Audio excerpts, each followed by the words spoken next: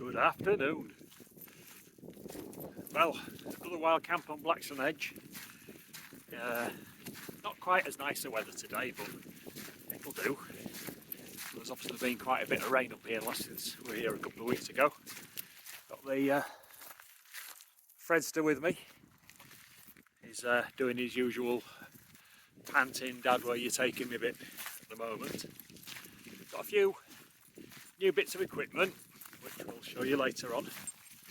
And I've got some beer, so we shall give that a quick review later on. It's good to be outdoors. Looks like we're going to be walking into the cloud line today, not just in the morning. And looks like we've got a few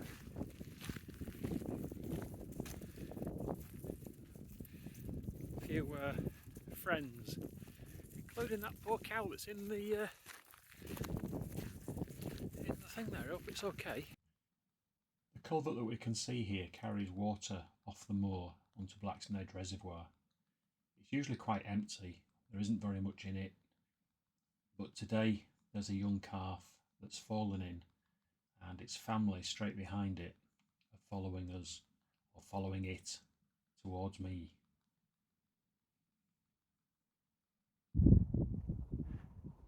Well, that was a bit unnerving. There was a cow that had fallen into this water culvert. Big, well, maybe a dozen mothers, young calves, and maybe a couple of males, looking very angrily at Freddy. So I tucked him into the side and made rapid progress past them. It always worries me when I'm on this path here and I can see lots of cows dropping. So what would I do if the cows are on this side? I suppose I can easily jump across the culvert and drag Freddy across with me, but it is a worry. So we've crossed over from the stile and we're just about to go up what's popularly known as the Roman Road. It's marked as a Roman road on the Ordnance Survey maps, but it's been someone's researched into it and it's pretty much discredited as a Roman road, but you can see why people would think it is. This is the Agin stone. It's supposedly 600 years old. It's a stone to guide travellers, apparently. I'd imagine it's quite a nice spot to sit after walking up from the bottom there. It's quite a trek. We're not quite at the top, but pretty much there. However, our route is going across there. This gate's been broken, and then we're walking across to Blackstone Edge just there. See you again soon. So here is Blackstone Edge itself, and we're about to arrive at the trig point. I love trig points. I normally stand on top of them. Well, I'm not kidding, that's been a right trek up there, but we've got to the trig point with Fred. I don't think I'm going to be able to get quite to touch the trig point, but we're there. I've seen a couple of nice spots where I can pitch a little bit lower down, so that'll be the next thing we do.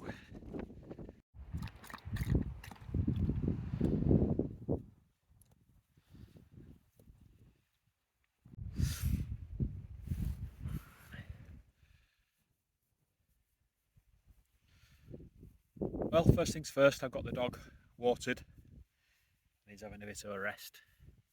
I called in at Beer House earlier today and got a couple of cans for tonight. The first one we have is Release The Kraken, which is a nice 6%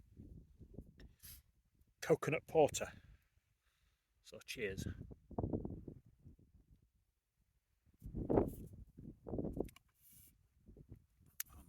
Pleased to say that David is now sponsoring the channel, and I expect a healthy discount next time I call in, David, for mentioning your shop. Only joking, don't have a heart attack. Cheers anyway. It's very nice. It's definitely tastes the coconut. I've had similar coconut porters before, but this is an import. He did tell me where it was from, and I'm sure it's something to do with the war, supporting people over there. So, cheers. So it's new tent time. Bought the OEX Rakoon 2.1, which I'm quite pleased with. You can see from this clip it's very easy to put up. This was only the second time I'd put the tent up, and it goes up very easily. I don't like the fact that you have to put the inner up before you put the fly sheet on. That could be quite difficult in poorer weather, particularly when it's absolutely raining. Also, you have to take the fly sheet off when you're striking the tent, which could be, you know, your inner's going to get soaking wet through. I'm going to have to experiment to see if you can do it the other way around and take the inner out of the middle and then collapse it.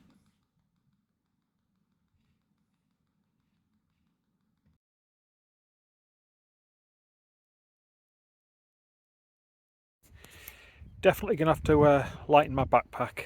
That was a really heavy load, but I do like to take a seat, and this OEX seat here is very comfortable, but it weighs 1.4 kilograms. Ouch. So this is the new tent, the Rakoon 2.1. You've just seen a quick time lapse of it going up.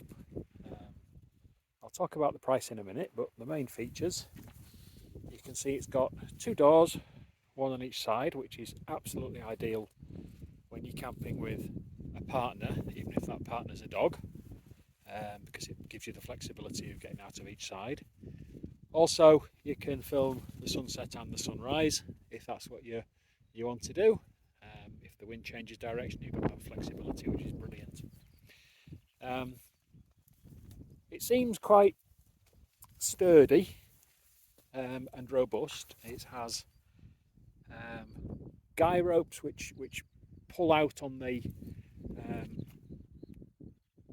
away from the tubes, which anchors it to the ground and also tautens it. You can see on this I've got that door a bit flappy at the moment, so I might just adjust that a little bit.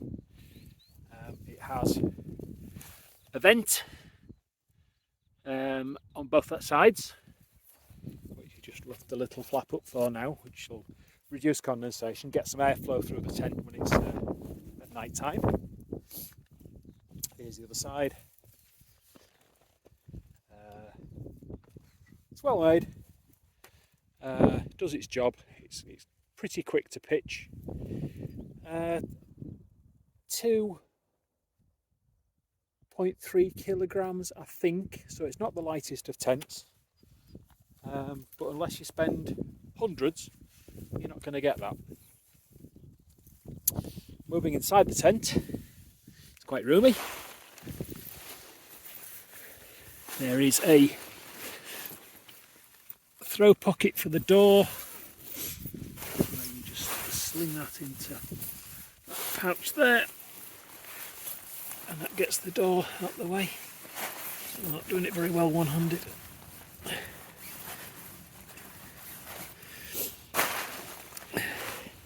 Quite a big vestibule at the side for your kit to go, muddy boots, etc. Like I say, this is too flappy at the moment for me. I'm going to tighten that.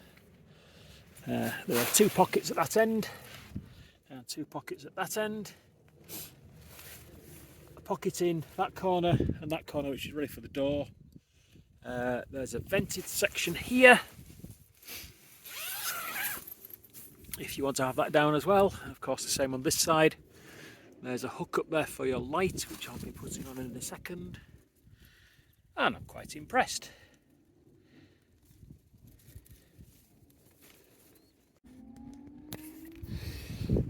I've switched from my quite heavy walking boots to these high-tech very rugged, very comfortable. Not the lightest, but they were good price, so I'm quite pleased with those. Of course, they're off now, and I've got my little swim shoes on, $4.99. Can't go wrong at that. Brilliant. So price-wise, I was actually looking for a tunnel tent. The tent I'd had was was great, but it was very small. You couldn't sit up inside it, which is okay. But as you get to a certain age, it hurts your back. It's nice to have a little bit more luxury. And a two-man tent for one-man tent is pretty good. It gives the right kind of amount of space. So I was looking for a two-man tunnel tent. I went down to go outdoors and have a look around there, and I saw this one, which I'd seen this model online before. I had a good look at it, but the price was £75, which was, I thought, a pretty good deal. So I took a quick photo of it, went inside the store, found it in the store, and it was £135, reduced from 2-3 something, which I can't imagine it'll ever be sold on at that price. And I thought, oh, right, they've advertised it at that price. I could go and get a bit shirty with them and make them sell them at that price. But I spoke to the girl on the checkouts, and she called the manager over, and she said, oh, that deal finished yesterday. I said, well, you've advertised it at that price. She said, yes, but we don't have to sell it at that price. I said, okay, so can we come to some kind of arrangement? And she said, yeah, I can probably meet you halfway. I said, okay, what does that look like? And she said £100. Well, that's a reasonable offer. I said, well, I'll have to obviously talk with my exchequer, speak to my wife about it, which I did. And in the meantime, I'd had a quick look online, and I'd found it at Black's on offer for £80. Now I could have got an account with Black's, and I think you get 10% off on your first one, so I could have got it a bit less than £80 from there. But I saw on one of the shelf edges that they match price, so I got to the checkouts, expecting a little bit of a confrontation, but the manager had genned up the assistant, expected me to be there. Yes, that's fine, we can do this. I said, oh, I've found a price match. Where is it? Black's? Yes, that's one of our stores. We partnered. JD Sports owns Black's as well, so we matched that price. So £80. I think you can't go wrong for £80 for this tent. I'm don't imagine I'm ever going to be in the situation where I'm spending £700, £800 on a tent. The kind of camping I do doesn't need that kind of tent, but I think this one will do me quite well. So I am chuffed with that price. What can do here today is a Turning Point in collaboration with Northern Monk, and for some strange reason they call it Death Matter Custard. Why would they? Why would I buy it? Well, when monks and space cadets collide, there is only two certainties: death and custard. Suitable for vegetarians.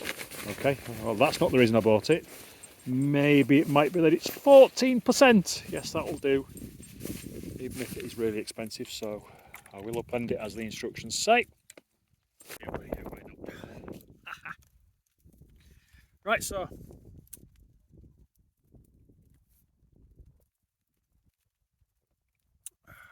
yes, that's definitely 14%. It's got quite a kick. Not overly alcoholed. Can't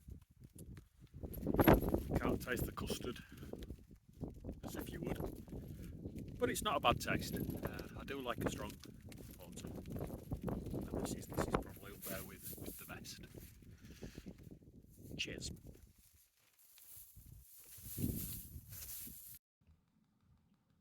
There are some quite stunning pictures here from the sunset at Blackstone Edge. You can see just how beautiful it can be. Of course, it gets quite cold as well. Morning, folks. I had a pretty good night's sleep. There wasn't any rain, no wind. Stayed warm. I think Fred enjoyed himself. He likes being close and cuddling, as you can see. Tent performed really well. Doesn't seem to be much condensation. I haven't cracked the shell yet to have a look outside, but yeah, everything I can ask for. Sun up in about half an hour. Take Freddie for a quick walk, and then have a bite to eat for breakfast, and then pack up and get back home. See you later. All across Blackstone Edge are these quite fascinating carvings in the rock. First you think the vandalism, but then if you look, you see the dates. Are they actually part of history? And some of them look to be families. Are they fathers and sons? And this one's from 1857. Quite amazing.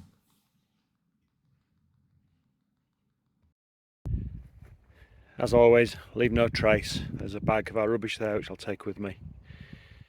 And the campsite's just as we found it. I've even picked up a few items of rubbish I found surround, so I suppose it's leave less than no trace. Anyway, back to the car.